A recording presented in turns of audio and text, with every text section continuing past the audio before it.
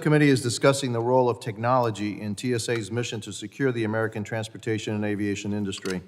One of our chief concerns is the slow timeline of TSA's rollout of the new technology in the passenger screening process and what this subcommittee can do to expedite the long timelines outlined by the agency.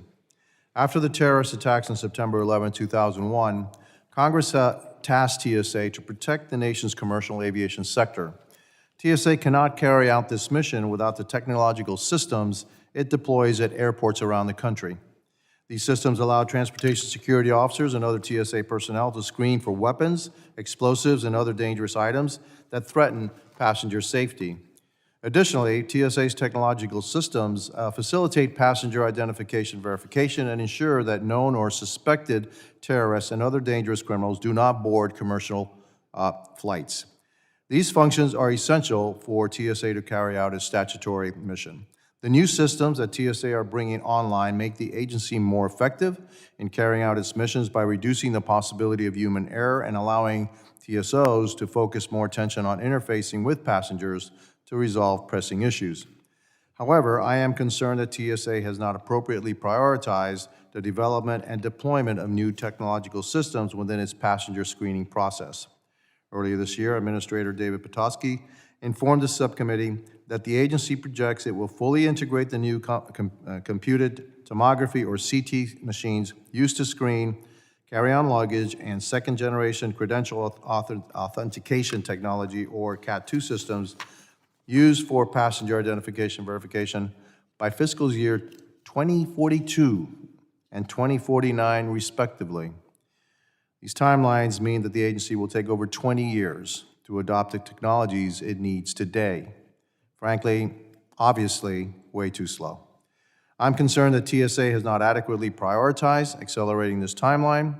TSA budget request for fiscal year 2024 included only around $70 million to procure additional systems within the CPSS program, an amount significantly lower than what was appropriated in the previous fiscal year. TSA's request of $11 million for CAT2 machines also does not make a serious dent in the lengthy timelines for the replacement of the current CAT1 machines, which currently is projected to take 26 years. TSA is also foregoing opportunities to invest in other technologies like detection at range that would further increase TSA's capabilities at passenger checkpoints and decrease the need for screening procedures like physical pat-downs that some consider to be invasive. There are two ways in which we can address this issue: funding and focus.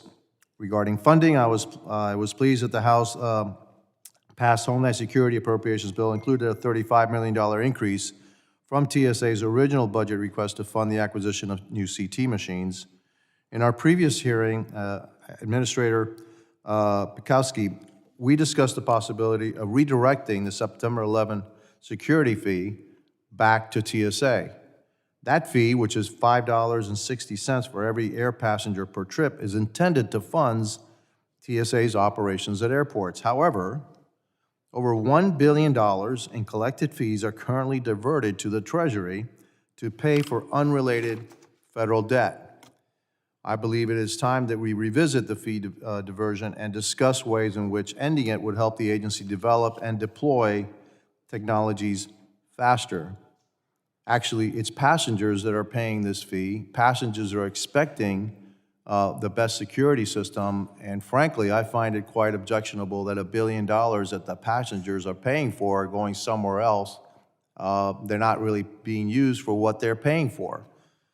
With regard to focus, I believe the TSA ought to be prioritizing its new technological systems more. Anyone can do anything with an unlimited budget, but even with an unlimited budget, I still believe TSA can be doing more to bring these new technologies online more quickly. In addressing this critical issue, we can ultimately ensure that American air passengers are safer and American citizens are getting a good return on their security fee. To our panel of witnesses, I thank each of you for testifying before our subcommittee today, and I look forward to hearing your testimony. I now recognize